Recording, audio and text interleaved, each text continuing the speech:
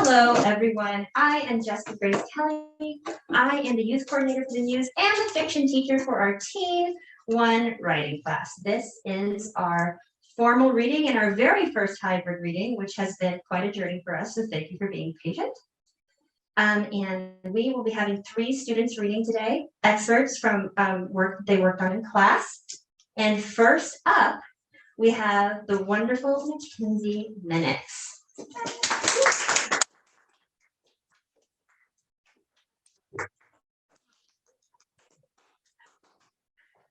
Hi, my name is MacKenzie Minix, and I'm going to be reading an excerpt from my novel, Fortune Fire. Sorry, I'm laughing. Okay. The cold metal of a hard blade presses against my neck. A small crimson tear runs down my throat, and I think I'm going to die. This is the end, I think. I accept the fate of death, for this was better than dying with shame. The warm breath of the man holding the knife wafted in my face, and it takes everything in me to refrain from gagging. His teeth are covered in a tobacco-colored stain, and small pieces of food are stuck between the ones that are spread too wide. He smells of beans and poor hygiene. This is the end of your life, weak little lady. Got anything good to say from that pretty little mouth? He came closer without touching me, which I'm sure was absolutely impossible, and sniffed my exhale. Despite how disturbing that is alone, it just gets worse when he attempts to stick his tongue in my mouth. I push my head back as far as possible before slamming it directly into his. He stumbles back a little, the knife coming about an inch from my throat. The scarlet gash on my neck begins to dribble, creating a burning sensation on my throat. He kept trying to come closer, so I drew the sharp key from my pocket and pushed it up as far as I could. I don't look at first, afraid of what I might find. The sound of his knife dropping and rings in my ears, and I open my eyes. He stumbles back quietly for a moment before gargling a liquid in his mouth. Blood starts to pour from his mouth and throat as he chokes. Regret fills my body as I fall to my knees. The man tried to talk, but failed at making more than an ugh sound. I watched the life drain from his body and refused to make eye contact with what I've just done. He was going to kill you. You didn't have a choice, I tell myself. I know this to be true, but I still feel that guilt. I rip the bottom of his thick cotton shirt and wrap it around my extended neck. I search his body for a phone or something to use to contact someone. Nothing in sight. I head out the building. I'm afraid of what I've just done. I just killed a man. His blood is on my hands, on my shirt. How could he do this to me? I know my father is terribly deranged, but this is beyond words. He'll be furious that one of his men was killed, and I'm to blame. The pang of guilt hits me again. What if this man had a family? How long would it take them to find his body? Why did I react in this way? I could have left him alive. I chose to kill him. As I make my way out of the building, a black SUV drives away and disappears into heavy traffic. I look up at the outside of the building and the camera surrounding it, and then at my own bloodied clothes. I understand, at least partially, why this happened. The authorities wouldn't, especially not when Ashton Elfire is in charge of the entire place. If I'm caught, I will be charged for the murder of that man, the man whose name I don't even know. The wind is blowing in my hair into my face as I run as fast as I can. My throat begins to burn and my calves begin to sting. I stop behind a large building facing a small forest. A metallic taste forms in my mouth, and my mind races back to the man. How dare I complain about the faint iron taste in my mouth when this man had a mouthful of metal as he choked on his own blood? I have to keep moving. As long as I can run, I can avoid the pain. I just need to get to my apartment before the police. As long as I get there, I can grab all my things and go. I can run for as long as I did when I was a child. My feet move at a faster pace than my brain, and my legs just keep going. My train of thought has been lost between somewhere and nowhere. I begin to recognize the red brick walls and the unlit street lights. My legs haul my body up the stairs before I fumble with my keychain to grab the bloodied house key. I twist the lock and the door pops open. I slam the door behind me and race to a duffel bag. I tear through my closet, ripping clothes off hangers and shoes off the shelves.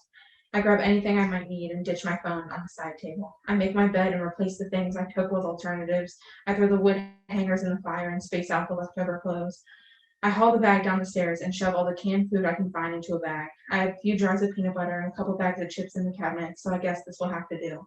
I grab my passport and leave an old driver's license and an old wallet on the table. As I open my door, I take one last look at the life I'm leaving behind. It sounds dramatic, but I've left so many times before. My life has been a constant run, and I finally thought it was safe. This feels like the end of something good and the beginning of something bad. My world is turning upside down. I close my eyes and close the door behind me. I say goodbye on the inside and wonder if it was ever fair for me to even be sad. I wonder if it was fair because the man I killed didn't get time to say goodbye to his life. Maybe this time it will be easier to get over, easier to create a new life. I can't run forever, I tell myself. You have to, I respond.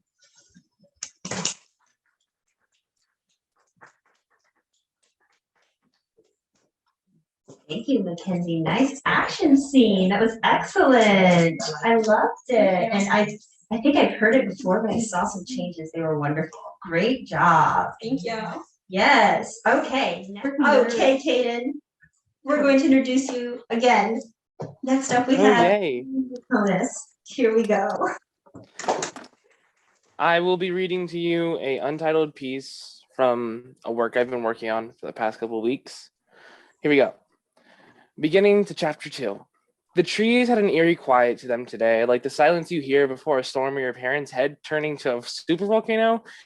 It was peaceful, but to me felt too peaceful and lazed compared to the regular patterns I noticed throughout the months of renovating. The trees had always been blissful, energetic, and dancing all day long, and at night they would still sway and play even while dreary. As I slowly felt dreary, tired, and exhausted, I began to slump in the embrace of the rough bark of the tree, forgetting it wasn't a tree. While I slept, I had the most peculiar dreams I could have had. I was jumping and moving through the trees as if I was matching and swaying with each different tree to in a perfect manner. I was nervous. I could sense the fear of danger and needed to run as fast as I could, feeling each blade of grass and leaves cutting at my legs, and could feel the bark on my bare feet, each layer of it, each fluctuation, even slightly the life of the trees, as if another human body which protruded from it warmth and life to all those near it. However, I couldn't sit and wonder about these feelings and only move like the wind and run from my persecutors. I don't know what or when I did an act deserving of persecution, but it caused me to move like an Olympic athlete through the mountains and trees and bushes and mounds, every now and then feeling like I had finally escaped, but they fiercely stuck to my trail. I had grown weary, and my legs, as strong as these feet had begun to give out. This person kept going, though, as if needing to continue unless they were okay with forfeiting their life. As we began to slow down and relax our body, I began to realize the trees and their looks more and more often. I realized more and more often the trees and the looks looked more familiar. Could this have been, there's a house in our sight, and approaching a kid that looks suspiciously like I did. This was the forest behind my house. We were approaching my limp and immobilized body. I had tried to make this person's body go away from the house. If he had brought whatever he was being chased by after my family. Oh dear God, my sisters, I need to wake up, Zeeth, now or never. Suddenly, I opened my eyes, and this time they were not someone else's, but instead mine, my feet, my arms, and my torso. I could finally think of my own thoughts and move my own body how I chose. After being dazed for a moment's worth of time, I hear something fall to the ground and realized the person was right behind me. I peeked behind the tree trunk and saw a masculine body laying exhausted, panting and trying to move further, but their legs unwilling to compromise any further. They were prepared to relax, even if it meant their untimely demise. How pro teamwork they were when it came down to it. Luckily, the rustling of the leaves had simmered down. No movement could be heard, and the bushes and wildlife went back as they had been, playful and cheery, finally peace and quiet, except the body which lay like a starfish in my backyard. I was worried about the legalities of touching a random body, but seeing as I was just quite literally in that body, I don't think they'll mind me making sure I don't have a dead body. I would A, have to show my mom and sisters, or B, bury it, and I was not wanting to dig up any dirt in fear of what animal remains were layered under this bountiful blades of grass. Finally, I had grown the confidence of a middle schooler asking their crush to hang out at the park and poke the body of a shoeless person. Ouch, don't poke, inaudible murmurs. Huzzah, they weren't dead. I was not built for the slammer, and this person proved it with his checkout of limbo and right back to life, except they had been knocked out from the light running and leaping they did. I could totally do that without breaking a sweat, in my dreams, that is, but that's besides the point.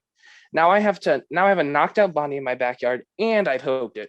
They should really teach stuff like this in school or like a book or something, how to hide an unconscious body from your mom, it would really be helpful in this scenario. Honestly, anyways, back to the snoring corpse I have to hide. My mom didn't say anything about bringing in unconscious bodies, but just not squirrels and stuff. Eventually, with enough thinking and plotting, I remembered that everyone should still be asleep, unless you're my mom, and decided to go shopping for jobs and groceries. She may not need to pay for a lot of things, seeing as this house was kept in pretty pristine shape. She would still need other things still for it to be a house capable of sustaining life and not just cobwebs. Therefore, I guess I can bring this body to my room. Luckily, I still worked out how else could I have explored this house without hibernating every day? And that's it.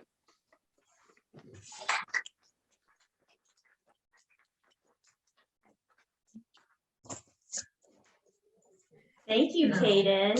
That sounded, did you just work on that? I've never heard that before. Yes, I just worked on that, and I was a little stressful if you heard it in my voice, because I was out in the living room and didn't want to ignore anybody in my house. So well, thank you for moving to a place where we could hear you, because this time we could definitely. anytime. So thank you so much. So next up, and finally, but certainly not least, we have the lovely Jabria Davenport reading for us today. So come on up, Jabria.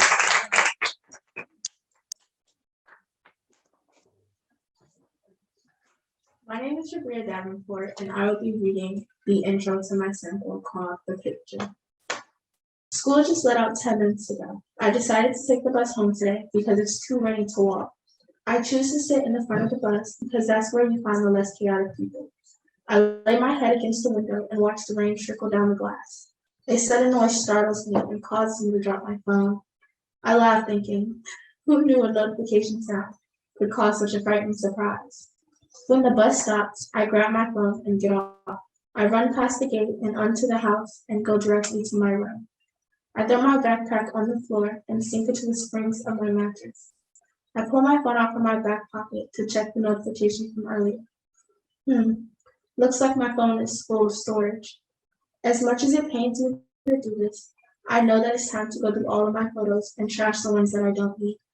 Scrolling through my pictures, I noticed one of them I didn't take. Why is there a picture of me sleeping? Maybe my sister took my phone late at night and took the picture to be funny. I look at the date to see when it was taken. The date was March 13th. That date sounds very familiar, but I can't put a finger on it. Then I remember that was the day my family went out to visit my grandma in the hospital. They were gone all night, but I stayed home due to stomach cramps.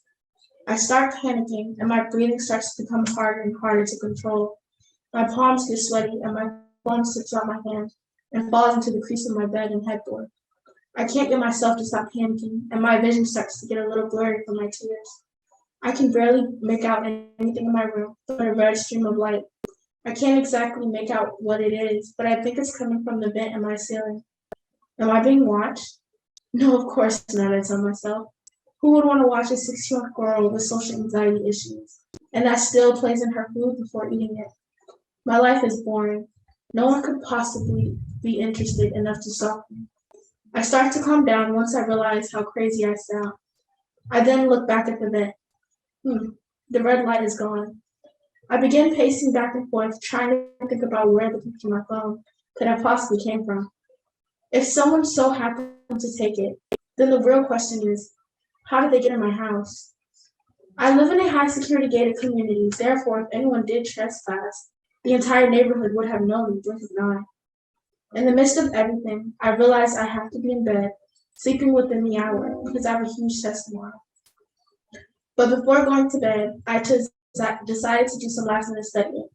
As the sun faded and the darkness consumed my room, I noticed the red light, but this time it was more noticeable because not only was there a red light, but there was a clock ticking that got louder and louder as I moved closer to the vent. I stood under the vent for about 30 seconds before something else caught my attention. My printer started spitting out so many pages I couldn't keep track. I know I didn't print anything, but my parents and sister each own their own printer, so there would be no need to use mine. I walk over to the printer and flip the first page over. Oh my gosh, are the only words that come out of my mouth before I step back from my desk, causing me to trip over my backpack and land a clean smack on my floor. My heart starts beating so fast, it feels like it's going to pump out of my chest. I scoot backwards to my footboard and place my back against it as I pull my knees to my chest and hold my legs as tightly as possible. The papers were me, all of them. Not only was it just me, but it was me about 30 seconds ago standing under the vent. I'm in the same clothes and my eyes are looking straight into what I believe is a camera. I take a deep breath and put my focus on the vent now that I know that I'm not alone and the camera is currently on. I begin to count backwards from 10 to help relax my heart rate. 10, 9, 8, 7, 6, 5, 4, 3, 2. Why did the light turn green? And what is that coming out of my vent?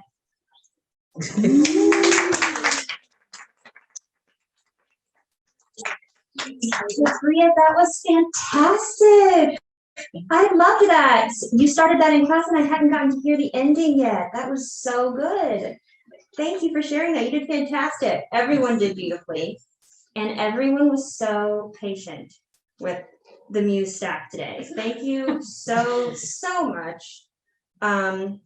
We will someday have this fixed and polished. It was beautiful on Tuesday. But thank you for your patience again. I really appreciate that. But you both did fantastically. And Kayden, you did fantastically, and you had the most patience of us all. So thank you so much for sticking with us. I greatly appreciate it. And I did grab some snacks. We have drinks in the back. We are finished with our reading. Thank you so much for coming. Good job, Tim.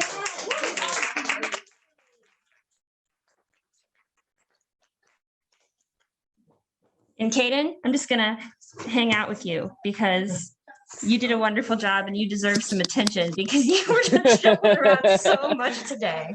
You did such a good job though. Thank you. Yes, you were amazing. You were all wonderful. I am so happy everyone's done it. And Jabria, I want to see that.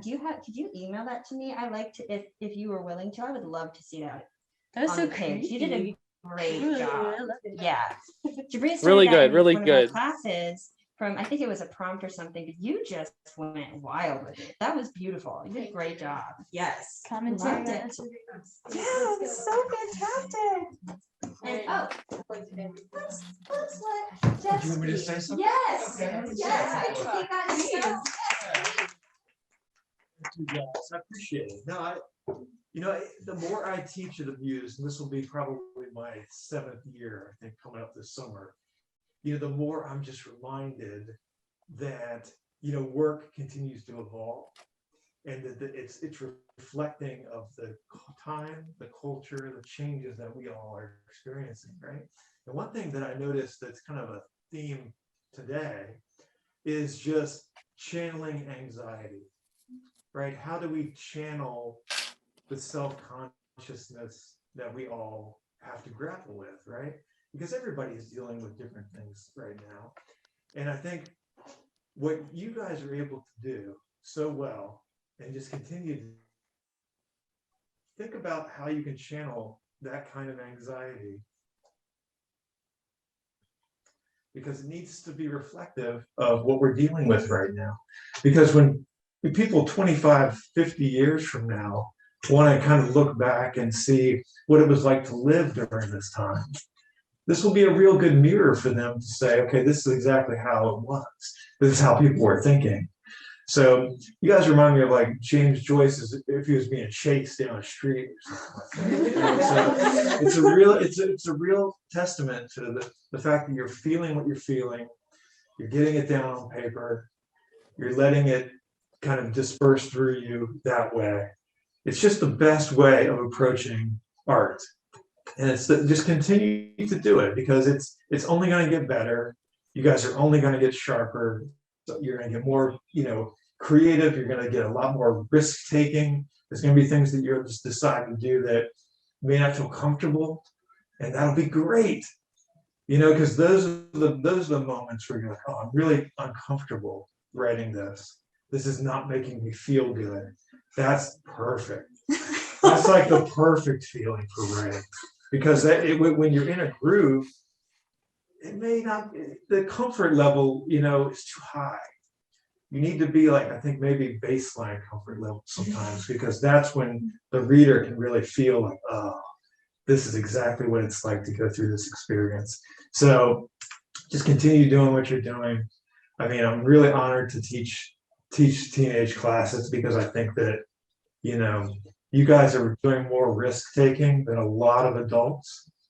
And you may not realize that right now, but you know, there's a self-consciousness that comes when you get older too, because you start feeling like every word matters, every sentence matters. You start thinking way too much about those kinds of things as you get older. But right now, you're not really thinking about that too hard. And that's a really good space to be in, because you can just let it go. And then you can just like let it flow. I mean, we got young Jerry Garcia. But man, you know, like, I mean, you're just letting it go, right? You're not even feeling any pressure. There's no pressure. And this is the perfect time to write, because there's no pressure. And as you start elevating it in different stages, the pressure will come, but you'll be ready for it. You know, you'll be ready for it because of classes like the Muse and teachers like Jessica, who's really prepping you for what it's going to be like. I mean, one of the great things about having Jessica as a teacher, particularly for prose, is she knows what it's like, and she's not going to hold back telling you the truth and being completely transparent and really just not sugarcoating things, because that's what you want. You want writers to be completely honest and open. You don't want anybody holding back or like treating you like a child. Essentially, that's the worst, right? Placating to that kind of thing. That's the worst. So, you know, that's why I love the Muse, because I think that the teachers here really get that. And I think that they share that with you guys. And hopefully you guys feel that from us, that we don't hold back, you know. So thank you very much. I appreciate it. Thank you. Fantastic. That was lovely. That was a beautiful. That was just perfect. Did you practice that? No. The work inspired me today. You are such a poet. That was lovely. That was lovely. Yeah, let's do some after that. That was great. That was super great. All right. Well, we are left in. Wow. Beacon's French. She's our lovely Susan, the program manager, who speaks several languages. Mostly just. But yes, She can speak a few words of several languages, and I'm always can understand some Spanish. If you That's say it amazing really to me. Like I That's amazing to me. All right, Kayden, could you Hi. hear well? Yes, I did. Fantastic. I was hoping so. I was internally like, I really hope Kayden can hear these beats. I hope so. All right, awesome. Well, our reading is complete. So Alrighty. that is that. We will be having more, I'm speaking to Kayden, so I'm just gonna step back here since he can hear me. So we will be having more classes this summer. I will be emailing all of you, or maybe texting. You can do both, yes. Okay. I will check emails, but I prefer text. I can text you, that is completely, if you want me to text you, That's- we are